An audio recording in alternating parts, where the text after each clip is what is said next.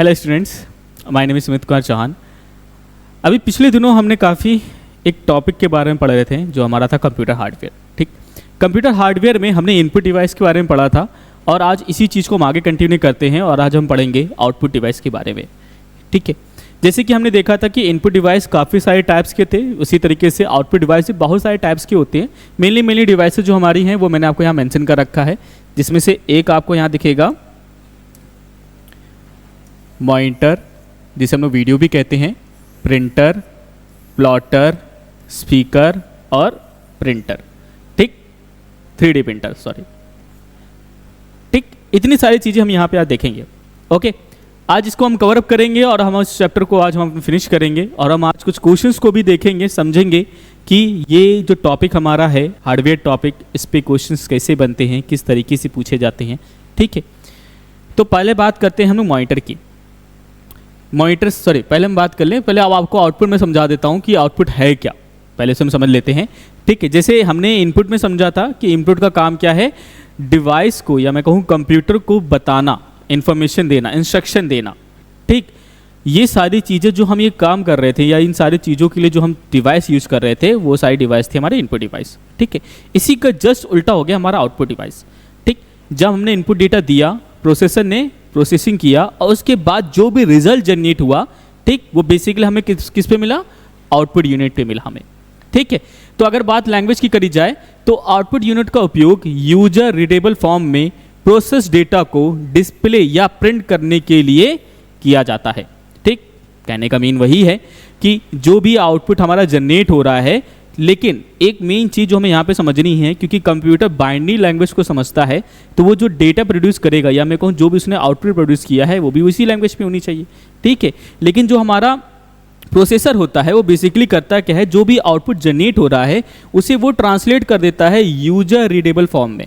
ठीक, कि यूजर को तो एंड में पढ़ना ही पढ़ना है, तो जब उसे ही नहीं समझ आ रहा है आउटपुट क्या है तो फिर क्या मतलब है कंप्यूटर का होना। ओके, तो क्या करेगा ये, आउटपुट यूनिट को जो भी आउटपुट आ रहा है उसे यूजर रीडेबल फॉर्म में कन्वर्ट कर देगा। ठीक, फिर एक कंप्यूटर में कई आउटपुट डिवाइस अटैच हो सकते हैं, मतलब कहने का मीन ये है कि एक कंप्यूटर के अंदर हम एक से ज़्यादा आउटपुट डिवाइस को हम कनेक्ट कर सकते हैं। ठीक है, जैसे एग्जांपल के लिए आप मॉनिटर देख लीजिए, स्पीकर देख लीजिए, प्रिंटर देख लीजिए, हम एक टाइम पे तीनों को जोड़ सकते हैं या कनेक्ट कर सकते हैं और उन तीनों पे हम आउटपुट ले सकते हैं। ओके, चलिए इसी में हम बात करते हैं पहले अपने आउटपुट डिवाइस की, जो कि है हमारा मॉनिटर। ठीक है, मॉनिटर्स आप सब जानते हैं, देखा भी होगा। ठीक, एक तरह से ये स्क्रीन होती है, हमारी डिस्प्ले स्क्रीन होती है जिसमें हम चीज़ों को देखते हैं, ये हमारी एक डिस्प्ले स्क्रीन होती है। ओके, तो जो हमारे मॉनिटर्स होते हैं मेनली अगर देखा जाए तो ये 4 टाइप में होते हैं, CRT, TFT, LCD और LED। LED की 2 टाइप और आते हैं आपके, OLED और QLED, मतलब ऑर्गेनिक LED और क्वांटम LED, ये 2 टाइप्स और इसमें आते हैं। ठीक, तो सबसे पहले हम बात करते हैं CRT की, कैथोड रे ट्यूब। पहले टाइम एक टीवी आया करता था, शायद आपको याद हो, कुछ बच्चों ने देखा भी होगा, वो पीछे से चौड़े होते थे, कुछ इस टाइप्स में होते थे, ऐसे होते थे, पीछे से एकदम चौड़े टाइप में होते थे। ठीक, इनमें बेसिकली वैक्यूम ट्यूब्स लगे होते थे, कुछ इस टाइप का, शायद आपको याद आ गया हो इसे देख के। ये देखिए, गेम्स के लिए इसको यूज किया जा रहा। ठीक, ये जो आप मॉनिटर देख रहे हैं ये कैथोड रे ट्यूब्स होते थे। ठीक है, इनके अंदर जो बेसिकली एक कैथोड रे ट्यूब लगाई जाती थी, जो उस टाइम में डिस्प्ले टेक्नोलॉजी में काफ़ी प्रचलित थी, मतलब काफ़ी पॉपुलर था उस टाइम पे। ठीक है, इसमें एक इलेक्ट्रॉन गन होती थी, क्योंकि इसमें इलेक्ट्रॉन की बमबारी कराई जाती थी, जिसके भी यहाँ पे हम जो हमारी इमेजेस आ रही हैं वो हम देखते थे। CRT मॉनिटर बल्कि होते थे और काफ़ी स्पेस घेरते थे। कहने का मीन क्या है, जो CRT मॉनिटर्स होते थे ये काफ़ी हैवी होते थे, इनका जो वेट होता था या मैं कहूँ इनका जो साइज़ है वो बड़ा भी था और साथ में इसका जो वजन था वो भारी भी था। ठीक है, अगर कंपेयर करी जाए LCD के साथ CRT की तो ये काफ़ी बड़ा कंपेरिजन हो जाएगा, क्योंकि हमने जैसे देखा CRT साइज़ में बड़े भी होते थे और वेट अकॉर्डिंग हैवी भी होते थे। ठीक है, लेकिन LCD में क्या है, इनका साइज जो था वो एक तरीके से छोटा हो गया। कहने का मीन क्या है, साइज कहने का मीन ये कि अगर आप ऐसी बात करें, जैसे आप ये डिस्प्ले देख रहे हैं, ये काफ़ी बड़ी डिस्प्ले है, लेकिन अगर चौड़ाई की बात करी जाए, ठीक, विड्थ की बात करी जाए तो विड्थ के अकॉर्डिंग ये पतले हो गए थे। ठीक। अब वही अगर हम साइज की बात कर ले तो CRT से काफ़ी ये हल्के हो गए थे, लेकिन टेक्नोलॉजी की बात करी जाए तो ये टेक्नोलॉजी CRT से काफ़ी आगे हो गई। ठीक है। और LCD यूज करने का one of the best reason ये था क्योंकि LCD की जो पावर कंजप्शन होती थी वो CRT से कम होती थी और ये बेटर पिक्चर क्वालिटी हमें प्रोड्यूस करके देता था। ठीक। इसी बिहाफ पे एक और चीज़ आती है भाई हमारी LED, ठीक, लाइट एमिटिंग डायोड। ठीक है। ये जो LED है वो आज के टाइम का लेटेस्ट डेवलपमेंट टेक्नोलॉजी। आज के टाइम पे आप जितनी भी आप स्क्रीन्स देख रहे हैं, मॉनिटर्स देख रहे हैं, ठीक है, ये सारी आपकी LED डेवलपमेंट पे बनी हुई है, मेरे को LED टेक्नोलॉजी पे बनी हुई है। ठीक है। LED और LCD में एक बड़ा कॉमन सी चीज़ पूछी जाती है कि LED और LCD में डिफरेंस क्या है, क्योंकि दोनों लगते तो एक ही जैसे हैं, दोनों स्लिम हैं, पतले हैं, मेरे लाइट वेट होते, ज़्यादा हैवी नहीं होते हैं। ठीक। दोनों के बीच के डिफरेंस क्या है? तो अगर सिंपल लैंग्वेज में करी जाए तो देखो LCD में पावर कंजप्शन कम है, लेकिन LED में उससे भी ज़्यादा पावर कंजप्शन कम होता है।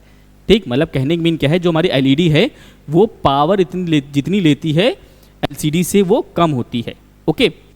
बात अगर और करी जाए तो ये मॉनिटर लाइट एमिटिंग डायोड है जो इसमें परफॉर्मेंस बूस्टर के रूप में काम करता है। मतलब कहने का मीन क्या है कि जो LCD हमें जो परफॉर्मेंस प्रोवाइड करती है उससे ज़्यादा अच्छा बेटर परफॉर्मेंस हमें कौन प्रोवाइड कर देगा? LED प्रोवाइड कर देता है। ठीक। वही अगर अब बात करें कि LED मॉनिटर LCD मॉनिटर के कंपेयर में बेहतर colour quality, clarity and display provide करते हैं। जैसे मैंने आपसे कहा उसकी परफॉर्मेंस काफ़ी अच्छी होती है। ठीक।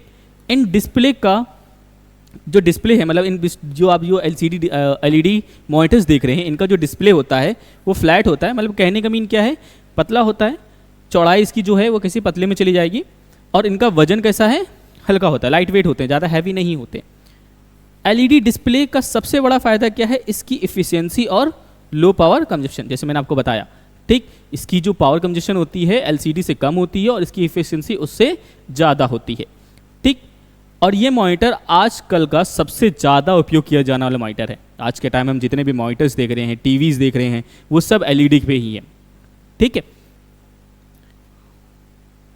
तो हमारे मॉनिटर्स कितने टाइप में हो गए? CRT, LCD और LED। एक नाम और देख रहे हैं हम यहाँ पे, TFT, थिन फिल्म ट्रांजिस्टर।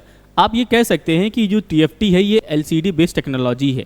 ठीक है। दोनों के बीच में ज़्यादा बड़ा डिफरेंस नहीं है। डिफरेंस आप ऐसे समझ लीजिए कि TFT में बेसिकली एक पतली सी फिल्म लगी होती है, एक पतली सी फिल्म लगी होती है जिसके बिहाफ पे आप जो मॉनिटर पे जो वीडियोस देख रहे हो, इमेजेस देख रहे हो, वो इसी के बिहाफ पे देखते हो। अगर ये फिल्म क्रैक हो गई या फिर फट गई या फिर ये डैमेज हो गया, ठीक, तो इसे रिपेयर नहीं किया जा सकता, फिर आपको पूरा मॉनिटर ही क्या करना पड़ेगा, रिप्लेस करना पड़ जाएगा।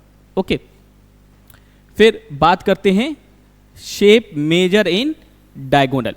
कहने का मीन क्या है कि जितने भी आप मॉनिटर्स देखते हैं, ठीक, जैसे हम लोग कहते हैं ना ये 56 इंचेस का है, ये 46 इंचेस का है, ये 22.5 इंचेस का है, ठीक है, ये 75 इंचेस का है, तो ये हम कैसे बता देते हैं कि भाई 75 इंच का है या 32 इंच का है? तो बेसिकली करा क्या जाता है, किसी भी मॉनिटर को अगर मेजर करना हो कि उसका साइज़ कितना बड़ा है या उसकी साइज़ कितनी है, तो आप उससे डायगोनल शेप में मेजर करना चालू करिए। डायगोनल शेप में ऐसे आप उसे डायगोनल शेप में मेजर करना चालू करिए। ठीक। जब ऐसे आप डायगोनल शेप में जब उसे मेजर करेंगे तो आपको एग्जैक्ट पता चल जाएगा कि उस स्क्रीन की विड्थ कितनी है या हाइट कितनी है, उस स्क्रीन का साइज कितना है, ये आपको पता चल जाएगा। ठीक। वही अगर हम बात करें वीडियो की, तो ये हमारा क्या कहलाता है, विजुअल डिस्प्ले यूनिट। मॉनिटर का एक पहला नेम कह सकते हो, या जो मॉनिटर्स हैं उन्हीं को हम वीडियो भी कहते हैं। ठीक। फिर बात करी जाए VGA की, वीडियो ग्राफिक्स एरे। ये बेसिकली आप कह सकते हैं कि ये एक तरीके से कंप्यूटर में केबल की तरीके से होता है, VGA केबल जिसे हम लोग कहते हैं, जिसका इस्तेमाल हम वीडियो ग्राफिक्स के लिए अपने कंप्यूटर्स में करते हैं। ओके। वही अगर बात करें HDMI की, तो HDMI कहने का मीन क्या है, हाई डेफिनेशन मल्टीमीडिया इंटरफेस। हमें इसका फुल फॉर्म जरूर याद रखना है। ठीक है। क्योंकि ये जो फुल फॉर्म है, HDMI हो गया आपका, वीडियो हो गया, VGA हो गया, ठीक, ये फुल फॉर्म्स के तौर पे बहुत पूछा जाता है। आपसे देखो क्वेश्चन जब पूछेगा तो पहले तो आपसे यही पूछेगा कितने टाइप्स के मॉनिटर होते हैं, तो मेनली तो हमारे पास 4 टाइप के मॉनिटर्स होते हैं। ठीक है। CRT है, TFT है, LCD और LED है। LED के पार्ट्स आ जाते हैं OLED और QLED, ये LED के अंडर ही आएंगे। ठीक। इसीलिए कहा मैंने मेनली 4 टाइप्स के होते हैं। ठीक है। वही अगर हम बात कर लें कि ये जो मॉनिटर को मेजर करने के लिए हम किसका इस्तेमाल करते हैं, या फिर मॉनिटर को हम कैसे मेजर कर सकते हैं, तो मॉनिटर को हम मेजर हम डायगोनल्स में कर सकते हैं, डायगोनल तरीके से। ओके, फिर आपसे और क्या पूछेगा कि वीडियो का फुल फॉर्म क्या है ये बताइए, वीजीए का फुल फॉर्म क्या है ये बताइए, एचडीएमआई का फुल फॉर्म क्या है ये बताइए। ठीक, तो ज़्यादातर जो क्वेश्चंस बनेंगे इस पर वो फुल फॉर्म्स को लेकर पूछेगा। ओके, फिर इसी में हम जब आगे बात करें तो अगला टॉपिक है हमारा प्रिंटर का। ठीक, प्रिंटर क्या है, तो ये मुझे तो ये बेसिकली बताने की नौबत नहीं है कि आप जानते नहीं हो प्रिंटर क्या है। ठीक, आज के टाइम पे जो भी कैफ़े जाता होगा या फिर कहीं ऑफिस में काम करता है, ठीक है, वो प्रिंटर के बारे में जरूर जानता होगा प्रिंटर क्या करता है। ठीक, बेसिकली प्रिंटर क्या करता है, किसी भी चीज़ को या मेरे को किसी भी डिजिटल फॉर्म के चीज़ों को, या ऑब्जेक्ट हो, टेक्स्ट हो, इमेज हो, ठीक है, डॉक्यूमेंट क्यों ना हो हमारा, ठीक, इन्हें डिजिटल से फिजिकल तौर पे कन्वर्ट करता है। या मैं कहूँ बेसिकली अगर आपके पास कोई डॉक्यूमेंट रखा हुआ है आपके कंप्यूटर में और आप उसे फिजिकल तौर पे देखना चाहते हो, तो आप प्रिंटर के माध्यम से उसे प्रिंट कर सकते हो। ओके, तो प्रिंटर हमारे कितने टाइप के होते हैं, ये 2 टाइप के प्रिंटर होते हैं। एक होता है इम्पैक्ट प्रिंटर, एक होता है नॉन इम्पैक्ट प्रिंटर। बहुत सिंपल सा मीन होता है। इम्पैक्ट प्रिंटर कहने का मीन क्या है, जहां पर पेपर और प्रिंटर हेड के बीच में एक फिजिकल टच हो। ठीक है, जहां पे भी होगा, जहां पे भी फिजिकल टच हो गया तो ये हमारा कैसा बन गया, इम्पैक्ट प्रिंटर बन गया।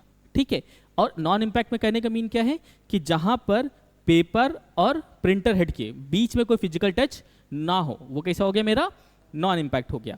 अब एग्जाम्पल के तौर पर जरा हम समझते हैं, जैसे कि कभी आप बिजली का बिल जमा करने गए हों, या अगर आप कभी रेलवे स्टेशन गए हों, विंडो काउंटर पे वहाँ से टिकट लेने गए हों, ठीक है, तो आपने देखा होगा कि उनके पास जो मशीन रखी है, प्रिंटिंग मशीन, वो पेपर के ऊपर ही प्रिंट करके आपको दे देते हैं। ठीक, तो ये जो आप पेपर के ऊपर आप ऐसे देखो जो ये प्रिंट करते चले जाते हैं, ये इम्पैक्ट प्रिंटर होता है, क्योंकि इनमें क्या हो रहा है कि पेपर के ऊपर प्रिंटर हेड टच कर रहा है, फिजिकली टच हो रहा है, तो ये इम्पैक्ट प्रिंटर हो गया।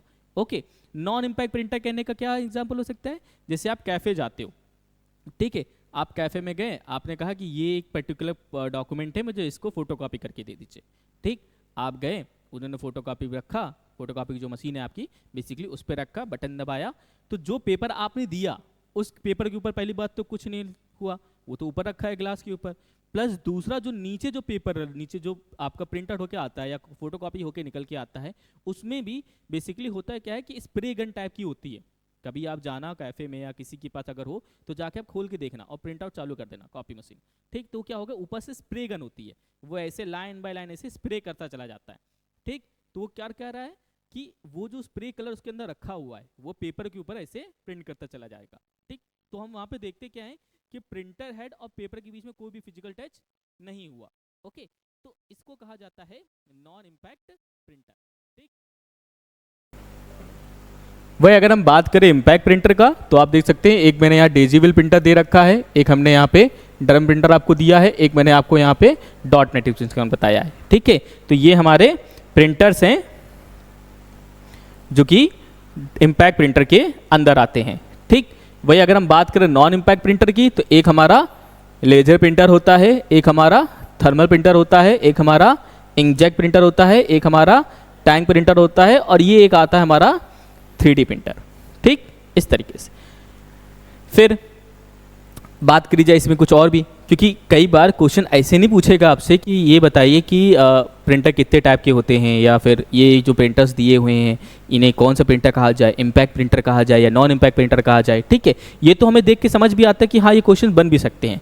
कुछ क्वेश्चन ऐसे भी होते हैं जो आपसे प्रिंटर से रिलेटेड होता है पर पूछता बड़ा अलग तरीके से है। ठीक है, जैसे अगर बात करी जाए तो यहाँ पे देखिए आपको कुछ की पॉइंट्स मैंने यहाँ मेंशन कर रखी हैं, जिसमें एक है DPI। ठीक, DPI कहने का मन क्या है, डॉट पर इंच। ये बेसिकली डिसाइड करता है कि जो प्रिंटर है उसकी क्वालिटी कैसी है। ठीक, प्रिंटर की क्वालिटी ये डिसाइड करता है। कहने का मीन क्या है, जैसे हम लोग कहते हैं ना कि 4K है, ठीक, तो 4K कहने मतलब क्या होता है, 4000 पिक्सल। ठीक है, एक पिक्चर की क्वालिटी डिपेंड करती है उसमें कितने पिक्सल्स यूज करे गए 1 इंच के अंदर। इसी तरीके से एक प्रिंटर की क्वालिटी डिपेंड करती है इस चीज़ पे कि 1 इंच में कितने डॉट्स हैं। जितने ज़्यादा डॉट्स होंगे प्रिंटर क्वालिटी कितनी होगी, उतनी अच्छी होती चली जाएगी। ठीक, तो वही चीज़ आपसे कह रहा है DPI को लेकर। फिर वही एक अगला नाम हमें यहाँ पे क्या देखने को मिल रहा है, PPM, मतलब पेज पर मिनट। ठीक, अब प्रिंटर चलो मान लीजिए आप कर लीजिए कि 1 इंच में तकरीबन मान लीजिए 10,000 डॉट्स वो देता है। मुझसे 10,000 डॉट बहुत ज़्यादा हो जाएगा, मैं कहता हूँ 1000 डॉट्स देता है, 1200 डॉट्स देता है, ठीक है। लेकिन वो 1 मिनट में सिर्फ एक पेपर ही प्रोड्यूस कर रहा है या 1 मिनट में एक पेपर ही को ही प्रिंट कर रहा है, तो इसकी स्पीड तो बहुत कम है, ठीक। तो ये चीज़ भी मायने रखता है कि आपका जो प्रिंटर है वो 1 मिनट में कितने पेपर को प्रिंट करता है, ठीक, जिसे हम लोग प्रिंटर स्पीड के नाम से भी कह सकते हैं। फिर आता है हमारा CPM, कहने का मीन क्या है, कैरेक्टर पर मिनट। ये भी आपकी प्रिंटर स्पीड से रिलेटेड है, जो आपको ये बताता है कि 1 मिनट के अंदर वो कितने कैरेक्टर को प्रिंट करता है, ओके। फिर एक और आता है इसी में LPM, लाइन पर मिनट। ये भी आपका किससे डिपेंड कर रहा है, प्रिंटर स्पीड के कॉन्सेप्ट पे डिपेंड करता है, ठीक। जितने ज़्यादा वो कैरेक्टर 1 मिनट के अंदर प्रिंट करेगा, जितने ज़्यादा लाइन वो 1 मिनट के अंदर प्रिंट करेगा, ठीक है, और जितने ज़्यादा वो पेजेस 1 मिनट में प्रिंट करेगा, उतनी ही अच्छी उसकी क्या कहलाएंगी, प्रिंटर स्पीड कहलाएंगी, ओके।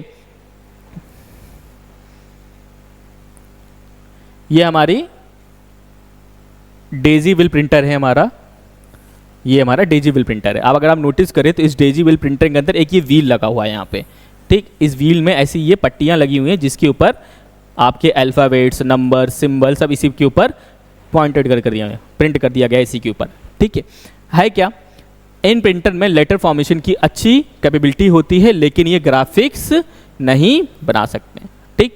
एक चीज़ हम ये समझ लेते हैं कि क्योंकि जितने भी हमारे इम्पैक्ट प्रिंटर्स होते हैं, जितने भी, वो कलर प्रिंट आउट नहीं कर सकते, ठीक। मतलब एक बेसिकली कहने में ग्राफिक्स से रिलेटेड काम नहीं कर सकते जितने भी हैं, ठीक है।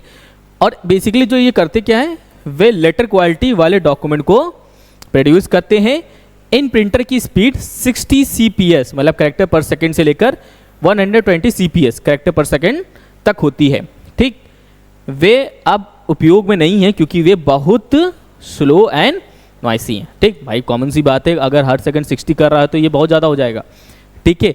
आज के टाइम पे जो हम देखते हैं जितने भी हमारे प्रिंटर्स हैं वो इससे काफ़ी अच्छे परफॉर्मेंस की है, ठीक। और प्लस पॉइंट क्या है कि जैसे हम कोई डिवाइस लेके आते हैं, हम उसे यूज करते हैं, तो हम क्या चाहते हैं कि आवाज़ ज़्यादा ना करे, कम आवाज़ में काम ज़्यादा हो हमारा, ठीक। पता चला भैया बैठ के काम कर रहे, प्रिंटर आपके बगल में रखा हुआ है, वो घर घर घर घर घर ऐसे आवाज़ किया जा रहा है, 5 मिनट आप उठ के उठाओगे, उसी को उठा के पटक दोगे, बंद हो जाओ यार, बहुत हो गया, ठीक। फिर इसी में बात करें हमारी डॉट मैट्रिक्स प्रिंटर की, ठीक है। ये क्या है, उनमें नॉइस होने की ट्रेंड होती है और प्रिंटिंग की क्वालिटी अच्छी नहीं है, ठीक। एक चीज़ तो ये भी आप देखते चले जाएंगे कि जितने भी इम्पैक्ट प्रिंटर होते हैं, क्योंकि इम्पैक्ट प्रिंटर में क्या हो रहा है ना कि भाई प्रिंटर और कागज चीज़ में कॉमन सी बात है, फिजिकल टच हो रहा है, तो फिजिकल टच होने से नॉइस तो क्रिएट होगा ही होगा, ओके। तो नॉइस क्रिएट होगा, क्वालिटी अच्छी नहीं है, ठीक। एज अ रिजल्ट ये पॉपुलैरिटी कैसे कर दिया, खो दिया, ठीक। और ऐसा नहीं है खराब था, ये अच्छा ही था। क्यों अच्छा था ये भी समझिएगा, टेक्स्ट के अलावा ये चार्ट और ग्राफिक्स प्रिंटिंग करने में भी कैपेबल था। ये टेक्स्ट, जैसे हम लोग टेक्स्ट प्रिंटिंग होती है उसके अलावा ये ग्राफ भी प्रिंट कर सकता था और ग्राफिक्स प्रिंटिंग भी कर सकता था। लेकिन दिक्कत की मेन क्या बात थी कि इसकी जो क्वालिटी थी वो अच्छी नहीं थी, मतलब जो ये क्वालिटी दे रहा था वो अच्छा नहीं था, इसीलिए इसने अपने पॉपुलैरिटी खो दी।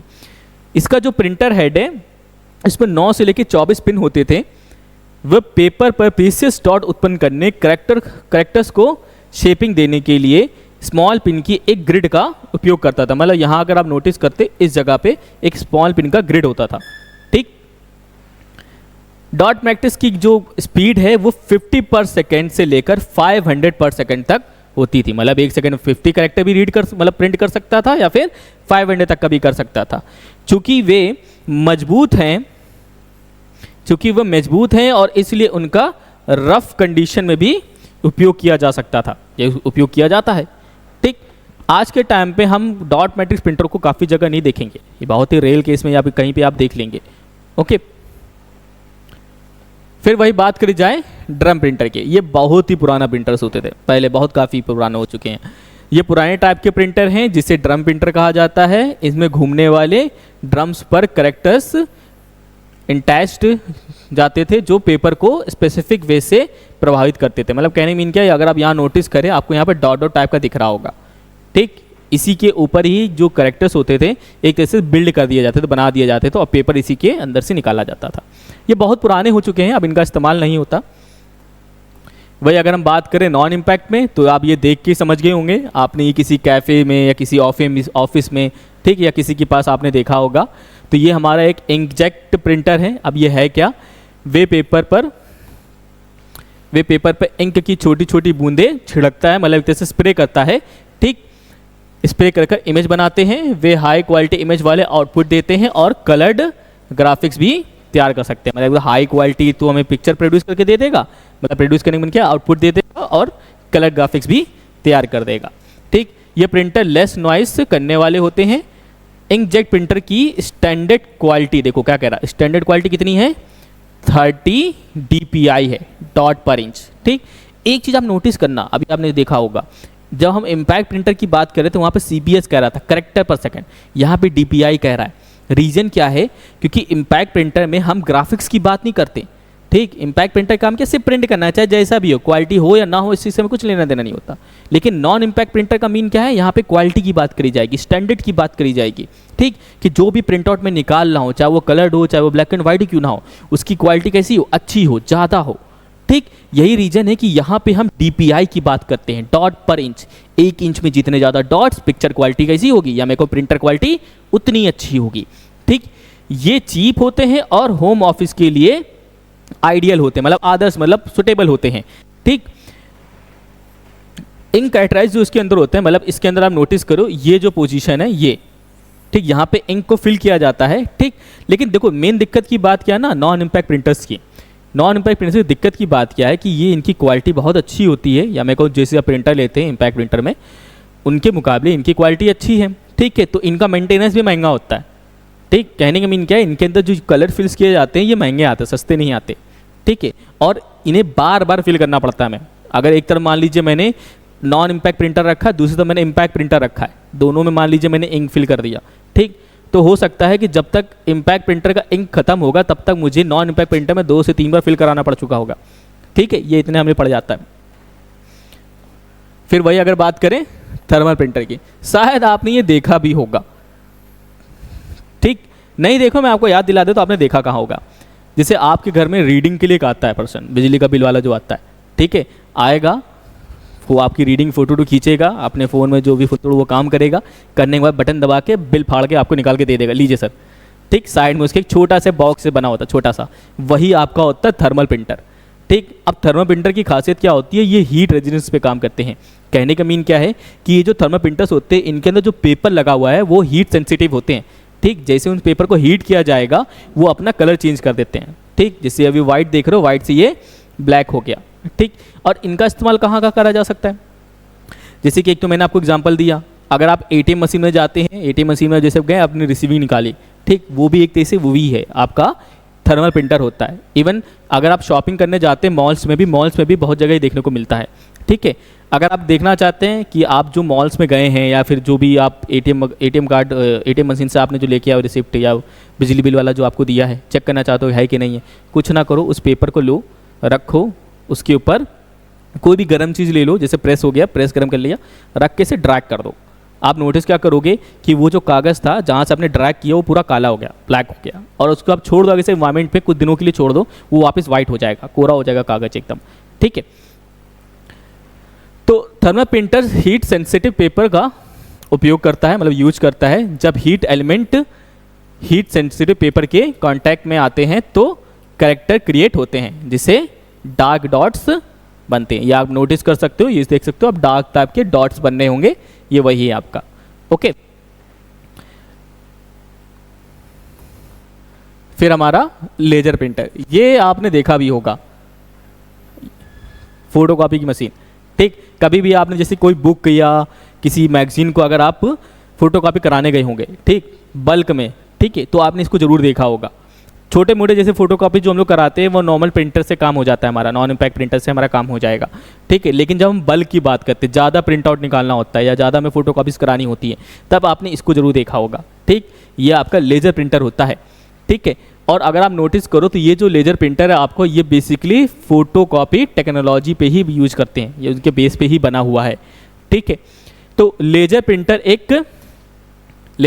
एक बढ़िया डॉट मैट्रिक्स प्रिंटर बनाने के लिए लेजर बीम और ड्राई इंक पाउडर का यूज करता है। बेसिकली क्या है कि जितनी भी फोटोकॉपी मशीन्स होती हैं, जितनी भी, ठीक है, उनमें ड्राई इंक पाउडर का इस्तेमाल किया जाता है, ठीक। उनके अंदर लिक्विड इंक का इस्तेमाल नहीं होता, ड्राई इंक का ही इस्तेमाल किया जाएगा, ठीक। और इवन नॉट ओनली लेजर में प्रिंटर कह रहा हूँ, जितने भी होंगे लेजर प्रिंटर, लेजर प्रिंटर कहने का मीन यही है, photo copy machine, laser printer का यही मीन होता है, जो ब्लैक एंड वाइट प्रोड्यूस करते हैं, कलर प्रोड्यूस नहीं कर सकते, ठीक। उन सब में आप यही देखेंगे, वे बहुत हाई क्वालिटी वाली इमेज को प्रोड्यूस कर सकते हैं। इनका उपयोग अधिकतर DTP मतलब डेस्कटॉप पब्लिशिंग पर्पस के लिए किया जाता है। जो भी इनका मतलब बेसिकली जो हम इस्तेमाल करते हैं वो DTP के लिए ही करा जाता है। ये प्रति मिनट मतलब पर मिनट ये 6 से लेकर 10 पेज प्रिंट कर सकते हैं, ठीक। अब आप अंदाजा लगाइए कि 1 मिनट में ये 10 पेज प्रिंट कर रहा है, मतलब हर 6 सेकंड में 1 पेज प्रिंट कर रहा है, ये इसकी स्पीड है। तो हम इसी ये अंदाजा लगा सकते हैं कि ये जो लेजर प्रिंटर है इसकी क्वालिटी कितनी अच्छी है, स्पीड क्वालिटी कितनी अच्छी है। वही अगर हम बात करें इसकी प्रिंटर क्वालिटी की, तो आप ये देखिए, ये 600 से लेके 1200 DPI देता है, मतलब 1 इंच में 600 से लेके 1200 डॉट्स ये देता है, ठीक। तो इसकी भाई पिक्चर क्वालिटी भी अच्छी हो गई, प्रिंटर क्वालिटी भी अच्छी है, स्पीड भी अच्छी है, ठीक। हाई रेजोल्यूशन का क्लेम कर सकते हैं। कहने का मीन क्या है कि ये आपको एकदम हाई परफॉर्मेंस भी प्रोवाइड करेगा, पिक्चर क्वालिटी भी प्रोवाइड करेगा, हाई स्पीड भी प्रोवाइड करेगा, प्रिंटर क्वालिटी प्रोवाइड करेगा, मतलब एक तरीके से ओवरऑल पूरा एक कंप्लीट पैकेज, ओके। फिर वही हम इसमें आगे बात करते हैं, तो एक नाम हम मिलेगा यहाँ पे टैंक प्रिंटर। अब ये क्या है टैंक प्रिंटर? इसका बेसिकली इसके अंदर जो इंक बॉक्स रखा गया है, ये जो आप देख सकते हो इंक बॉक्स रखा गया है, इसके बिहाफ पे इसका नाम रखा गया है, क्योंकि ये जो इंक बॉक्स होता है बेसिकली टैंक के टाइप का होता है या टैंक जैसा होता है, इसलिए इसका नाम है टैंक प्रिंटर। एक टैंक प्रिंटर अपने इनसाइड टैंक से इंक को सील्ड ट्यूब के मीडियम से सीधे प्रिंटर हेड तक भेजता है और प्रिंटेड पेज बनाने काम करता है, ठीक। एक कलर टैंक प्रिंटर में ब्लैक, साइन, मैजेंटा और येलो इंक के लिए अलग अलग स्टोरेज टैंक होते हैं। अगर आप देख लो तो यहाँ पे आप दिखेगा भी, देखिए ब्लैक है यहाँ पे, ठीक है। यहाँ पे देखिए अगर आप, ये सारे यहाँ पे कलर फिल करे गए हुए हैं अलग अलग, ठीक है, जिसे हम लोग बेसिकली अपने कलर ग्राफिक्स के लिए इस्तेमाल करते हैं। ये हमारा 3D प्रिंटर है। अगर आप देखो तो ये एक 3D प्रिंटर है जो बेसिकली क्या कर रहा है, 3 डायमेंशनल चीज़ों को प्रिंट करने का काम करता है, ठीक। मैंने यहाँ पे वीडियो लगाया है कि आप बाय वीडियो आप अच्छे समझ सकें कि 3D प्रिंटर वर्किंग किस तरीके से करता है। जैसे एक वीडियो आप ये देख रहे हैं, इसी तरीके से एक वीडियो आप ये देखिए। यहाँ आप देख सकते हैं कि 3D प्रिंटर कितने अच्छे से एकदम इसको एक 3D मॉडल बना दिया, ठीक। अब हम बात करते हैं प्लॉटर की। प्लॉटर क्या है हमारा? प्लॉटर आप भले नाम से नहीं जानते हो, लेकिन इसके वर्क के थ्रू आप समझ सकते हैं कि ये है क्या। आज के टाइम पे आपने देखा होगा कि बड़े बड़े बैनर्स आपने देखे होंगे, बड़े बड़े आपने एडवर्टाइजिंग आपने होल्डर्स देखे होंगे। तो जो आप वो बैनर्स या एडवर्टाइजिंग होल्डर्स आप जो देख रहे हो, वो बेसिकली जो बना है वो प्लॉटर मशीन पे बना हुआ है। ये आप ये देखिए, ये आपका एक प्लॉटर मशीन है, ठीक। इसका इस्तेमाल करा किस लिए जाता है? इसका इस्तेमाल जब हम बड़े ही लार्ज स्केल पे या मैं कहूँ बड़े साइज़ पे जब ग्राफिक्स चीज़ों को प्रिंट आउट निकालना होता है या ग्राफिक चीज़ों की हमें प्रिंटिंग करनी होती है, तो इसका इस्तेमाल किया जाता है, ठीक है। तो है क्या, जरा हम ये समझते हैं कि प्लॉटर एक वेक्टर ग्राफिक्स प्रिंटिंग डिवाइस है जो एक या एक से अधिक ऑटोमेटेड पेन के साथ पेपर पर लाइन ड्रॉ बनाने के लिए कंप्यूटर से कमांड की इंस्ट्रक्शंस करता है। कहने का मीन क्या हो गया कि ये अगर आप देखें बाय इमेज, तो आप यहाँ पे देख रहे होंगे कि पेपर है जो काफ़ी कलरफुल है या मैं कहूँ काफ़ी ग्राफिक्सफुल बना हुआ है, ठीक है। तो ये जो कलरफुल पेपर जो निकल रहा है या जो मेरा ये प्रिंट आउट जो आ रहा है, ये एक सिंगल पेन से थोड़ी ना हो रहा होगा, ठीक। तो एक से ज़्यादा पेन्स का इस्तेमाल होता है इनको प्रिंट आउट करने के लिए, और ये जितने भी कमांड्स जो दिए जाते हैं ये बाय कंप्यूटर्स दिए जाते हैं, ठीक है। वही अगर बात करें तो प्लॉटर और प्रिंटर से डिफरेंस होता है, जो प्लॉटर होता है वो प्रिंटर से डिफरेंट होता है, क्योंकि ये डायरेक्ट वेक्टर ग्राफिक फाइल्स, जो वेक्टर ग्राफिक्स फाइल्स होती है हमारी, या फिर कमांड, ठीक है, continuous point two point line produce कर सकता है। कहने का मीन क्या है, जैसे हमारा प्रिंटर होता है वो स्प्रे करता है, वो स्प्रे गन के टाइप से काम करता है, लेकिन ये जो हमारा है ये लाइन टू लाइन या मैं कहूँ point two point lines produce करने के लिए इसका इस्तेमाल किया जाता है, ठीक है। और इसी में जब बात आगे करें तो जो हमारा ये वेक्टर बेस्ड प्रिंटर जो होता है ये बेहतर लाइंस और ग्राफिक प्रोड्यूस करता है, ठीक। जैसे कि हमें पता है कि किसी भी पिक्चर या इमेज को जब हम बड़े साइज में जब प्रिंट आउट करते हैं तो फटती है, या मैं कहूँ अगर टेक्निकल लैंग्वेज कहें तो पिक्सल्स उसके दिखने लगते हैं।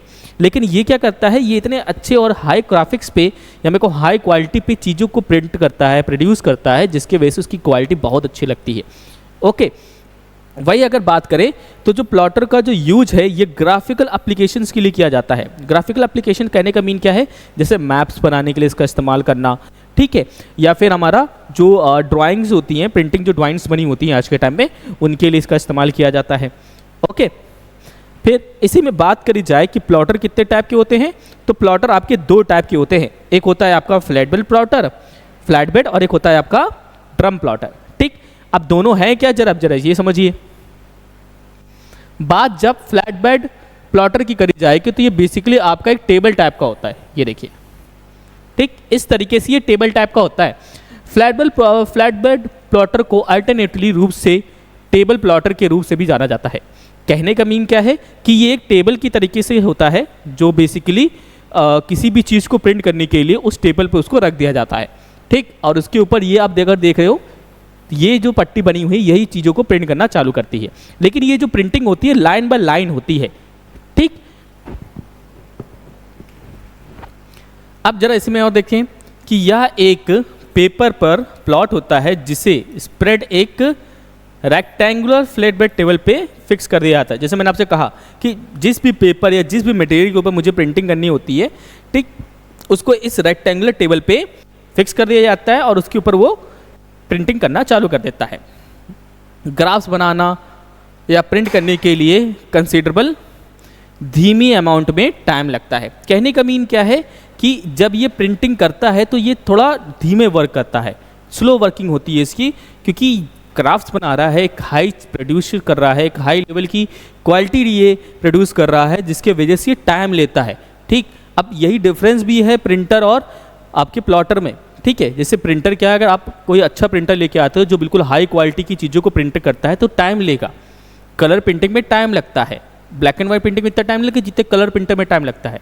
ठीक है, तो ये रीज़न इसमें है कि भाई फ्लैट बेड में जब वो चीज़ों को प्रिंट करता है, हाई ग्राफिक्स में जब चीज़ों को प्रिंट करता है तो उसमें टाइम लेता है। वही अगर हम बात करें ड्रम प्लॉटर की, ये बहुत पुराना हो चुका है ड्रम प्लॉटर। आप जरा से समझिएगा, क्योंकि ये इसमें एक बहुत ही छोटा सा क्वेश्चन बनता है, बट बन जाता है। बनता क्या है कि ये पहली बात तो ये पूछता है, जो ड्रम प्लॉटर है ये पहला एक ड्रम स्कैनर था, पहला। ठीक है, जिसे 1957 में बनाया गया था। बनाने वाले थे रसल किर्स्टर। ठीक, इनकी टीम थी जो basically US national bureau of standards ने इसको इंट्रोड्यूस किया था। ठीक, ये ड्रम प्लॉटर का एक अल्टरनेटिवली रूप से रोलर प्लॉटर के रूप से भी जाना जाता है। कहने का मीन क्या है, हम इसको ड्रम प्लॉटर तो कह रहे हैं लेकिन एक्चुअल में ये ड्रम स्कैनर होता है। ठीक, अब ये है क्या, ये पेपर जो बेसिकली लगा है ग्राफ बनाने के लिए आगे पीछे के रोटेट करता है। कहने का मीन ये है, ये जो आप दिख रहा है ये आगे पीछे ऐसे ऐसे रोटेट करता है आगे पीछे। ओके, और एक फिक्स्ड एक इसमें एक पेन लगा होता है, फिक्स पेन लगा होता है, वो अपनी जगह पे खड़ा रहेगा। बस आपका ये जो पोर्शन यहाँ पे जो बना हुआ था, ये वाला, ये आप जो देख रहे हैं, ठीक, यहाँ पे ये पेन बना हुआ है इसका, इस पोर्शन पे। ठीक, तो ये अपनी जगह फिक्स है।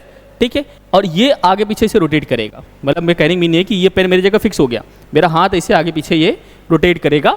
ठीक, परफेक्ट ड्राइंग बनाने के लिए पेपर पे एक हॉरिजॉन्टल रूप से चलता है, वही मैंने कहा हॉरिजॉन्टल रूप से ऐसे चलता रहेगा। ठीक, फ्लैट बेड प्लॉटर की तुलना में ये वे अधिक नॉइसी, मतलब नॉइस वाले थे और कॉम्पैक्ट होते हैं।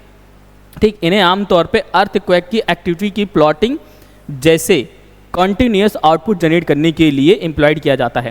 कहने का मीन क्या है, पहले के टाइम पे जो अर्थक्वेक आया करते थे तो अगर मुझे नापना हो कि वो कितने पैमाने का था या फिर कितना बड़ा आया कितना छोटा आया था, तो उस टाइम पे इनका इस्तेमाल किया जाता था। वही अगर बात करी जाए स्टोरेज डिवाइस की, ठीक है, ये हमारा आउटपुट का तीसरा टॉपिक है, स्टोरेज डिवाइस। स्टोरेज डिवाइस कहने का बहुत सा सिंपल सा मीन है कि एक ऐसा डिवाइस जिसमें हम बेसिकली डेटा को स्टोर करते हैं। ठीक है, और स्टोरेज डिवाइस से एक हमारा चैप्टर बनता है मेमोरी, कंप्यूटर मेमोरी कह लीजिए आप, ये हमारा चैप्टर बनता है। ये हमारा नेक्स्ट टॉपिक होगा, हार्डवेयर के बाद जस्ट हम मेमोरी को ही स्टार्ट करेंगे। ठीक, तो इसमें अभी हम ज़्यादा डीप में नहीं जाएंगे क्योंकि मेमोरी चैप्टर में हमें डीप में जाना ही है। ओके, तो अभी फिलहाल इतना ही हम समझ लेते हैं कि स्टोरेज डिवाइस हमारा क्या है, एक ऐसा डिवाइस जिसमें पर्टिकुलर हम डेटा को स्टोर करते हैं। ओके, अब हम बात करते हैं प्रोसेसिंग डिवाइस की, जो हमारे आउटपुट डिवाइस का 4th यूनिट था, चौथा यूनिट, और यही हमारा लास्ट यूनिट भी है। ओके, तो प्रोसेसिंग डिवाइस क्या होती है हमारी, पहले तो हम यही समझ लेते हैं। एक ऐसा डिवाइस जो इनपुट द्वारा आए गए डेटा या इनपुट द्वारा या यूजर जो इनपुट द्वारा डेटा दे रहा है उसे प्रोसेस करने के लिए जिस डिवाइस का हम इस्तेमाल करते हैं उन्हें कहते हैं हम लोग प्रोसेसिंग डिवाइस। ठीक, तो प्रोसेसिंग डिवाइस में पहली बात हम बात करें कंप्यूटर में कौन सा है। ठीक है, तो जब बात हम करते हैं कंप्यूटर में प्रोसेसिंग डिवाइस की तो वो है हमारा सीपीयू। ये हमारा सीपीयू होता है। ठीक, ये हमारा एक प्रोसेसिंग डिवाइस है या इसे हम माइक्रो प्रोसेसर भी कह सकते हैं, ये माइक्रो प्रोसेसर भी है हमारा। ओके, तो बात करते हैं सीपीयू की। तो पहली बात तो सीपीयू को समझ लें कि कई बार हमें कन्फ्यूजन ये होती है ना, अब बहुत सी लोगों को कन्फ्यूजन भी है कि सीपीयू में है क्या। ठीक, जब बात करते हैं भैया सीपीयू क्या होता है तो वो कहते क्या है, कंप्यूटर में एक ऐसे बॉक्स बना होता है, या मेरे को जब हम कंप्यूटर या सिस्टम्स लेके आते हैं अपना तो उसके साथ एक बॉक्स होता है। इस बॉक्स को वो कहते हैं ये सीपीयू है, जबकि एक्चुअल में ये सीपीयू होता ही नहीं है। सीपीयू क्या होता है, एक छोटी सी चिप होती है जो आपके मदरबोर्ड में यहाँ लगी होती है, इस जगह पे, यहाँ पे आपकी मदरबोर्ड में लगी होती है सीपीयू आपकी, उसी को कहा जाता है सेंट्रल प्रोसेसिंग यूनिट। ठीक, और सीपीयू के कंपोनेंट्स भी होते हैं, क्योंकि सीपीयू की जब हम बात करते हैं तो सीपीयू अकेले वर्किंग नहीं करता, उसके साथ उसके कंपोनेंट्स होते हैं जो उसके साथ वर्किंग करते हैं। अब कंपोनेंट्स कौन कौन से हैं, तो सीयू, एएलयू, रजिस्टर और कैश, ये होते हैं इसके कंपोनेंट्स। ठीक, और अब ये कंपोनेंट्स करते क्या हैं, तो जरा इसे भी समझिए। तो पहले बात करते हैं हम सीयू की। सीयू का मतलब होता है कंट्रोल यूनिट। ठीक, इसका काम क्या है, कंट्रोल यूनिट, सॉरी इसका नाम है कंट्रोल यूनिट। है क्या ये, तो जरा इसे देखा जाए। सीयू का मतलब है कंट्रोल यूनिट जो कंप्यूटर के वेरियस फंक्शंस की देख रेख मतलब मॉनिटरिंग करना, कंट्रोल करने के लिए जिम्मेदार है। ठीक, मतलब जितने भी फंक्शंस कंप्यूटर के अंदर हैं, ठीक है, उनके फंक्शंस को देखना कि भैया वर्क सही से कर रहे हैं कि नहीं कर रहे हैं, प्रॉपर सही से वर्किंग हो रही कि नहीं हो रही है, और उन पे कंट्रोल करना। अब कंट्रोल करने का मीन ये नहीं है कि वो अपने मन से करेगा। ठीक, पहली बात जो हम इंस्ट्रक्शन देते हैं उन इंस्ट्रक्शन के बिहाफ पे उसे कंट्रोल करना। ठीक है, सीयू खुद इंस्ट्रक्शन को जनरेट नहीं करता, जनरेट करते हैं हम इनपुट डिवाइस की मदद से। तो ये जो हम इंफॉर्मेशन जनरेट कर रहे हैं या फिर ये भी जो कमांड हमने जनरेट किया, ये सीयू के थ्रू उस पर्टिकुलर फंक्शंस में या उस पर्टिकुलर चीज़ पे कंट्रोल करता है। ठीक, यह कंप्यूटर के सभी पार्ट्स की मॉनिटरिंग करता है और उन्हें प्रॉपर इंफॉर्मेशन देता है। जैसे अभी मैंने आपसे कहा, ठीक है, कि भाई मैं इनपुट के द्वारा जो भी इंफॉर्मेशन दे रहा हूँ, जो भी इंफॉर्मेशन वो सीयू के द्वारा तो पहुँच रहा है। ओके, अब सीयू क्या करेगा, उन्हें प्रॉपर तरीके से इंफॉर्मेशन देगा, प्रॉपर तरीके से बताएगा। अगर सीयू ने अपना रोल सही से नहीं निभाया या मैं कहूँ सीयू ने अपना वर्क सही से नहीं किया, तो पता चला मैं अपना जैसे सिस्टम में मैं क्रोम ब्राउजर खोल रहा हूँ, खुल कुछ और जा रहा है, क्योंकि कमांड दिया मैंने क्रोम ब्राउजर का या मैंने इंस्ट्रक्शन दिया क्रोम ब्राउजर ओपन करने का, खुल वो कुछ और चला जा रहा है। ओके, वही अगर हम बात करें एएलयू की, तो एएलयू मतलब होता है हमारा अर्थमेटिक लॉजिकल यूनिट, हम इसे लॉजिक यूनिट भी कह सकते हैं। ठीक है, अब ये है क्या, जरा इसका भी समझना। अर्थमेटिक लॉजिक यूनिट कहने की क्या है, ये दो हिस्सों में डिवाइड है। एक्चुअल में एएलयू आपका दो हिस्से में होता है, एक तो हमारा अर्थमेटिक होता है, दूसरा हमारा लॉजिकल यूनिट होता है। ठीक, अर्थमेटिक का जो मैथ के बच्चे हैं, खासतौर पे सीबीएसई बोर्ड के, आईएसएससी बोर्ड के, वो समझते होंगे अर्थमेटिक का मीन। ठीक, अर्थमेटिक कहने का मीन क्या होता है, जोड़, घटाना, गुणा, भाग। ठीक, एडिशन, सब्ट्रैक्शन, मल्टीप्लिकेशन और डिवीजन। तो कंप्यूटर के अंदर जितने भी ये जो अर्थमेटिक वाले काम होते हैं, ये हमारा अर्थमेटिक यूनिट करता है। ठीक, वही अगर बात हम लॉजिकल यूनिट की करते हैं, तो लॉजिकल यूनिट कहने का मतलब क्या है, लॉजिकल वर्क करना। आपने सुना भी होगा logic gates, and gate, nor gate, XOR gate, nor gate, ये जो गेट्स वाले फंक्शन होते हैं लॉजिकल गेट फंक्शंस। ठीक है, तो ये काम आपका कौन करता है, लॉजिकल यूनिट करता है। ठीक, अब दोनों को कंबाइन कर दिया जाए तो देखा जाए तो ये मैथमेटिकल वाला फंक्शन हो गया हमारा। ओके, तो एएलयू हमारा कैसा है, अर्थमेटिक लॉजिकल यूनिट। ओके, तो एएलयू का मीन क्या है, अर्थमेटिक लॉजिकल यूनिट। यह एडिशन, सब्ट्रैक्शन, मल्टीप्लिकेशन और डिवीजन जैसे अर्थमेटिक फंक्शन के साथ साथ लॉजिकल ऑपरेशन भी करता है। ओके, वही बात अगर हम रजिस्टर की कर दें, तो रजिस्टर क्या है, रजिस्टर एक स्मॉल हाई स्पीड मेमोरी होती है। ठीक है, अब ये करता क्या है, जब सीपीयू हमारा प्रोसेसिंग करता है या सीपीयू हमारा जब प्रोसेस करता है, तो वो जो डेटा, वो जो इन्फॉर्मेशन है जिसको भी वो प्रोसेस कर रहा है, उसे टेम्प्रोरी तौर पे अपने पास स्टोर करना, ये काम रजिस्टर का होता है। वही अगर हम बात करते हैं कैश की, तो कैश मेमोरी हमारी एक तरीके से करती क्या है कि जब भी कोई सीपीयू या जैसे हमारा जो सीपीयू है या हमारा जो सेंट्रल प्रोसेसिंग यूनिट है, जब कोई डेटा वो प्रोसेस करना चाहता है या प्रोसेस कर रहा होता है, तो जनरली तौर पर मुझे जितने भी डेटा होते हैं, जितने भी, ठीक है, वो हमारी कैश मेमोरी में ही स्टोर होती हैं। ठीक, अब स्टोर किस वजह से होती है, क्योंकि कैश मेमोरी हमारी कंप्यूटर की सबसे फास्टेस्ट मेमोरी होती है। रीजन क्या है, जैसे कि आप मल्टीपल चीज़ों को जब सर्च करते हैं या वर्क करते हैं तो वो डेटा एक तरीके से एज अ लिंक के तौर पे आपकी कैश मेमोरी में स्टोर हो जाता है, ठीक है। जिससे होगा क्या कि जब सीईओ को कोई कमांड दिया जाएगा या कोई भी इंस्ट्रक्शन दिया जाएगा तो वो सबसे पहले कैश मेमोरी में आके चेक करेगा कि जिस चीज़ को आप देखना चाह रहे हो कि आप उसे मल्टीपल आपने अगर एक्सेस कर रखा है या मल्टीपल टाइम आपने उसे चेक कर रखा है या मल्टीपल टाइम आपने उसे ओपन कर रखा है तो कहीं ना कहीं वो कैश मेमोरी में जरूर पड़ा होगा, तो वो इसे यहाँ आकर देख लेगा, ओके। और अगर नहीं होगा तो वो सीधा मेन मेमोरी के पास चला जाएगा, ठीक। और जो हमारी कैश मेमोरी होती है ये हमारे कंप्यूटर की सबसे छोटी मेमोरी भी होती है, सबसे स्मॉल मेमोरी भी होती है। फिर एक नाम और अगर आप नीचे देखें तो नीचे एक नाम आपको और देखने को मिलेगा जिसका नाम है CMOS, complementary metal oxide semiconductor. इसका फुल फॉर्म आपको जरूर याद रखना है क्योंकि ये फुल फॉर्म जरूर पूछता है सीमॉस का, ओके। कुछ चीज़ें जो यहाँ पर हम जो पढ़ रहे हैं, मैंने इसको ज़्यादा डीप में मैं नहीं गया हूँ, रीज़न ये है क्योंकि ये जो टॉपिक है हमारा आगे चल के मेमोरी चैप्टर में फिर आएगा, तो वहाँ पे हम डीप में और अच्छे से समझेंगे। जैसे हमारा कैश और एक हमारा स्टोरेज डिवाइस, ये हम आगे चल के और पढ़ेंगे और इसमें और डीप में जानेंगे कि स्टोरेज डिवाइस क्या क्या होते हैं, कंप्यूटर में स्टोरेज डिवाइस के लिए हम क्या क्या चीज़ों का इस्तेमाल करते हैं, ठीक, उनका हमारे कंप्यूटर में क्या रोल है, कैश मेमोरी क्या है, उसका हमारे कंप्यूटर में क्या रोल है, ये सारी चीज़ें और अच्छे से हम समझेंगे, ओके। तो आज की हम हार्डवेयर क्लास हम यहीं पे एंड करते हैं, हमारा हार्डवेयर का टॉपिक पूरा कंप्लीट हो चुका है। तो IT टूल्स के अभी तक हमने 2 टॉपिक कंप्लीट किए, या मैं कहूँ एक टॉपिक के अंदर हमने पार्ट बाय पार्ट चीज़ों को कंप्लीट कर रहे हैं। पहले हमने पढ़ा इंट्रोडक्शन टू कंप्यूटर और आज हमने पढ़ा हार्डवेयर के बारे में, ठीक। आई होप आप ये क्लासेस एंजॉय कर रहे होंगे, आपको ये क्लासेस अच्छे समझ में आ रही होंगी, ठीक। इसी तरीके से आप ये वीडियोस देखते चले जाइए, अपने कॉन्सेप्ट को क्लियर रखते चले जाइए और इससे रिलेटेड क्वेश्चंस को सॉल्व करते चले जाइए। अभी मेरी एक वीडियो और आएगी जिसमें हम क्वेश्चंस को लेकर डिस्कस करेंगे क्योंकि ये वीडियो में हमारी काफ़ी बड़ी हो चुकी है, ठीक। अब इससे मैं ज़्यादा बड़ा नहीं करना चाहूँगा क्योंकि रीज़न ये है कि अगर आप ऐसे देखते चले जाएंगे कहीं बोर ना हो, छोड़ ना दे वीडियो देखना, ये सही नहीं होगा, ठीक। क्योंकि आप जिस चीज़ की तैयारी कर रहे हैं तो किसी रीजन से कर रहे हैं, वो रीजन हमें याद रखना है, हमें भूलना नहीं है कि हमें कहीं लाइफ में पहुंचना है, हमें लाइफ में कुछ बनना है, ठीक है। तो इस वीडियो को अच्छे से देखिए, समझिए, कॉन्सेप्ट क्लियर रखिए। नेक्स्ट वीडियो जब मेरी आएगी तो हम उसमें हार्डवेयर और इंट्रोडक्शन टू कंप्यूटर से रिलेटेड क्वेश्चंस को डिस्कस करेंगे, ठीक। Thank you so much.